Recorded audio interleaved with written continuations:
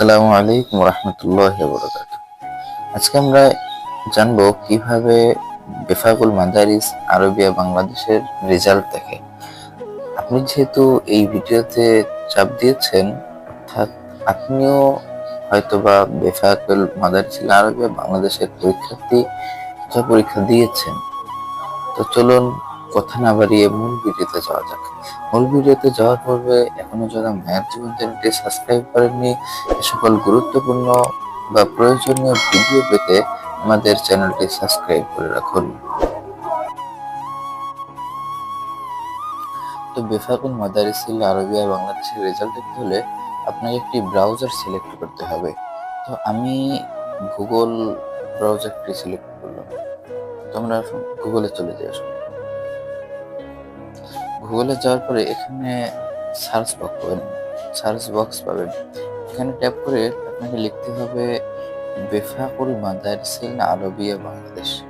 আমার যেহেতু লেখাই আছে এই জন্য আমি আর লিখলাম না। আপনারা ঠিক এভাবে লিখে সার্চ করবেন। সার্চ করার পরে আপনারা নিচে চলে যাবেন। নিচে দেখবেন বেফাকুল মাদারিসিল আরবিয়া বাংলাদেশ ওয়েবসাইট চলে এসেছে। তো এই ওয়েবসাইটটিতে ট্যাপ করবেন। ট্যাপ করার পরে আপনাদের সামনে এরকম একটি ইন্টারফেস চলে এসেছে।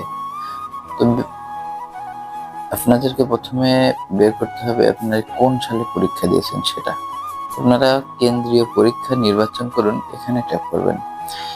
যেহেতু 48তম পরীক্ষার রেজাল্ট এখন দেওয়া হয়নি, এই জন্য এই জায়গায় 48তম কেন্দ্রীয় পরীক্ষার ফলাফল যোগ করা হয়নি। যখন 48তম বিভাগ পরীক্ষার ফলাফল প্রকাশিত হবে তখন সেটা ওই জায়গায় যোগ হয়ে যাবে। তো আমরা দেখব 47তম কেন্দ্রীয় পরীক্ষার রেজাল্ট। আমরা এটা সিলেক্ট করে দিচ্ছি।